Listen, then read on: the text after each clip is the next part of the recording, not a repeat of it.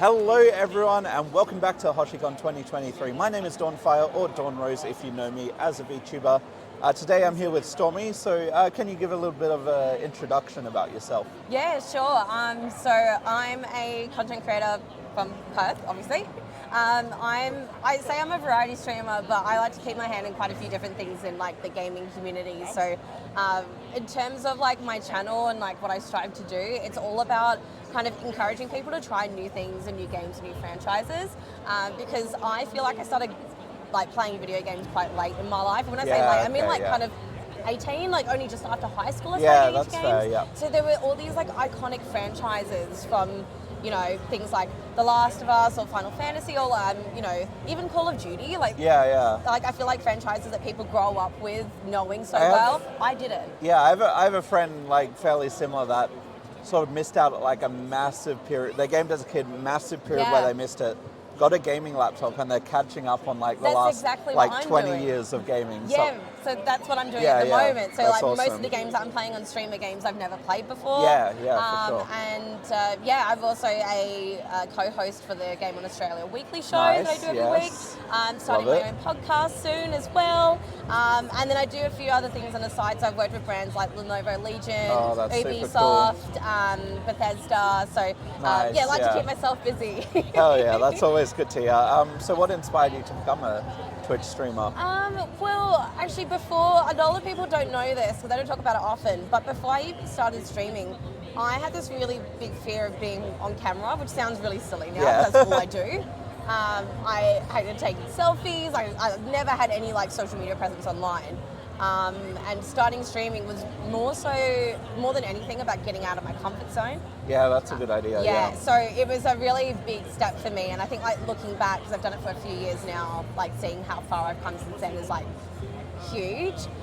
From not being in front of the camera to being on the camera like a few times every week. But yeah, and again, it was more so about like trying out all these games for the first time that I haven't experienced and wanting to share them with other people. That's what inspired me to start streaming.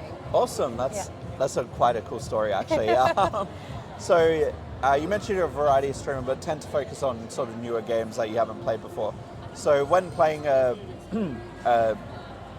new game like that you haven't played before, how do you come up with ideas for that particular stream and how to engage with your audience? It's a tricky one, like because there is such like it's almost overwhelming the like catalog of games out there I haven't played before. I have a massive backlog. I feel like every gamer, like a gamer without some sort of massive backlog of something. But yeah, I guess for me, my first game that I started doing was Fallout New Vegas because I never played a Fallout game before. I need to play New Vegas. But well, everyone like I was reading online was like, New Vegas is so good. So it's more of like a all-time popularity kind of list I go through. Yeah, okay, that's cool. Same with like something like I finished Bioshock 1 and 2 for the first time this year. I played that I played Bioshock 1 for the first time on Halloween last year. So that was super cool. I'm like, okay, now I see what all the fuss is about. These are some of people's all-time favorite games. So sometimes it's just a case of looking at what people are asking me in chat in terms of, have you played this yet? Or even just asking the community out, like, what would you like to see me play next? Yeah, it's good when your audience sort of like gives you those game ideas, because I feel like I get stuck sometimes with what I want to stream if I'm trying something new and not doing a regularly scheduled stream, and I'm like, what do I play? I mean, The Last of Us was probably like one of the biggest ones that I hadn't played that I played on the stream with everyone. And I think like one of the most rewarding things about that is people like knew what was coming up and I didn't. So like it was kind of exciting for them to be like, oh my God, how's she going to react? I didn't cry at the beginning of The Last of Us. Apparently I have a rock heart, whatever. Got judged for that, but that's what makes it so fun. Yeah, that's awesome. So can you talk about a particularly successful stream you have done and what made it successful, and I guess maybe a bit about sort of brands you've worked with and Pass, if that's a part of that journey as well. I think like looking at what makes a successful stream is like different for everybody. There's definitely been a few streams that like come to mind when I think of like a stream I really enjoyed, or maybe a stream that had a good like reception. But the first one that comes to mind was, so every year I raise money for Starlight Children's Foundation. Ah, yes. And it wasn't last year, it was the year before, I believe. I said that if I raised $3,000, I would chop my hair off. And my hair was like all the way down to my waist. Oh, wow. It was really long. And we did it. Nice. And I chopped it into like, I couldn't even like grab my hair. Like it was really short. Wow. And I loved that haircut. It was like also personally for me very freeing as well. Yeah, that's awesome. And we ended up like donating, my hair was long enough that you could donate it to basically, I think it was called Sustainable Salons. Yeah, and I think I've heard of them. Yeah, they make wigs. Getting to also do that and give back, and like the community was amazing like over that time, and amazing every year, every time we raise money for Starlight. Oh, so yeah. I've really huge. Sort of like interacted with a few Starlight streamers before, and I think I've done it once or twice as well. I've talked to a few people this year as well, and I'm like really like trying to remind myself to do it this year. Yeah, I think doing it together with other people, or like connecting with other people who are doing it at the same time is like they're absolutely lovely. Like lovely community. With your other sort of brand collaborations or even other streamers, what's your sort of experience with that, if you could go into a bit more depth? Yeah, well, it's been a mix of things. So like with Lenovo Legion, I've been part of their Player 2 series, which is about basically like giving advice and tips to people who are starting to stream and things like that. Yeah, okay. And another one I did recently was with another streamer called Sass Queen Amy for Lenovo Legion called Game Pass Quest. Yep. And it was basically talking about the benefits of Xbox Game Pass. And we had a stream, we did 3 streams, and we did Forza Horizon, we did Power Wash Simulator, and we did Overcooked. Oh, and super it was cool, so much fun. So getting to work in those levels are really great. And then in terms of like say Bethesda or Ubisoft, getting to like promote some of their games and stream has been really, really fun. Yeah, that's awesome too. Yeah. I wouldn't have played Forza without Xbox Game Pass, so I really enjoy Forza Horizon. I need to probably get it once Game Pass again once I get a new PC. It's super cool. I think as like a genuine like lover of Game Pass as a whole, like that definitely helps. Oh, because it's so like so much good stuff. It's such a great business model as well. Definitely. Not to shill, but highly recommend Xbox Game Pass. So you mentioned briefly about your podcast. Can you discuss a bit more about your upcoming podcast? Yeah, sure. I actually only announced it in the last week, so it's something very, very You're hearing it new. here first or second. So it's called XP Share, and the idea behind it is basically I haven't decided, I'm thinking every week or maybe every couple of weeks, with each new episode, I'm bringing on a creator from the gamer community to talk about their favourite game. And the reason why I wanted to do that is basically for people who were like myself or are still like myself, who are new to the gaming scene, want to learn about new games, or maybe you're already involved in the gaming community but you're looking for something new to try and play. Okay, that's super cool. Getting to discuss it in like a really open, welcoming space where you ask like some basic questions in terms of how does it work,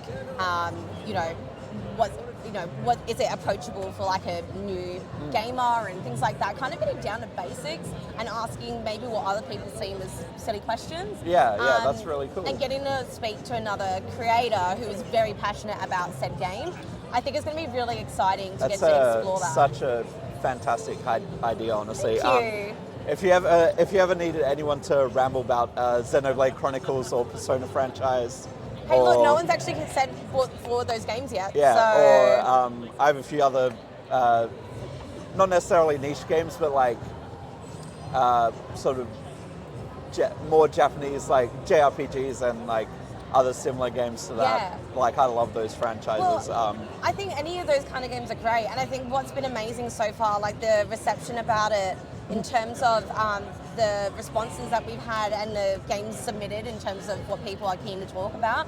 There's such a great variety, and like call me an optimist, but I genuinely believe there's a game out there for everyone. Oh no, I agree. I agree. Yeah, I just think having a variety to talk about, whether it's an indie game or a AAA game, is fantastic. India is just a massive like of like amazing games. Like I mean, speaking from Australian, like Cod of Lamb, Untitled Goose Game. Oh my god, yes, unpacking. Yeah, there's so many good options for indie games, and even like if you're looking for specifically Australian-made ones as well, there's so like a lot out there. Yeah, as someone who pretty much got my partner more into gaming once we started dating and I moved in, so I totally understand that perspective. I'll definitely show her the podcast. Thank you so much. I know she's been looking for more games to play. And finally, what advice would you give to someone who's just starting out as a Twitch streamer? Just starting. Give yourself a break, I reckon, in terms of like when people start, obviously you have goals and aspirations. I think it's like, it might sound corny, but everyone has like a different streaming journey. Yeah, you can't compare the two. And like, I think even now, like sometimes it's a bit taboo for other streamers to like kind of not talk about those kind of like feelings or like, I think just believe in yourself, because like persistence and perseverance is so important, because there's so many other people trying to do the same thing. I think just find out what's unique to you, and definitely. find what you're passionate about, because people will know when you genuinely are loving what you're doing. Oh yeah, definitely. And yeah, I guess, and number one, just have fun with it. Oh yeah, absolutely. Like do what you want to do, like don't just go with the flow if that's not your style. Yeah, it's definitely, even if you have like a really specific niche, if you're having fun, go with it. Don't feel pressured into going with like a big game like Fortnite or whatever if you don't enjoy it. Yeah, absolutely. I think people will notice when you're being genuine and stuff too. So I think the more, and again, it's going to sound corny, but the more true to you are to yourself on stream, people are going to recognize that. It's factual corniness. Yeah, it's factual corniness. It is. It's really some great advice. So thank you for that. I was trying to find the words. That's all right. All right, thank you so much. Thank you for coming on the interview today. I did. Just Courts has shown me a coaster with the words podcast on the back. I did. Yeah, thank you so much. I hope you enjoy the rest of convention. See you on the Twitterverse or Discord. We'll definitely be seeing each other again soon. Yeah, definitely. Oh yeah, with Pixel and stuff as well. Yeah. Super cool stuff, and yeah, check out XP Share. Yes, thank you so much. Thanks so much for having me. No worries. Where can people find you? Yeah, no worries. Sorry. On Twitch, I'm under Stormie Streams. Stormie's STORMIE. Streams. Awesome. All right, cool. Thank you for coming on, Stormie. Thank you. And we'll be back with the next interview soon enough.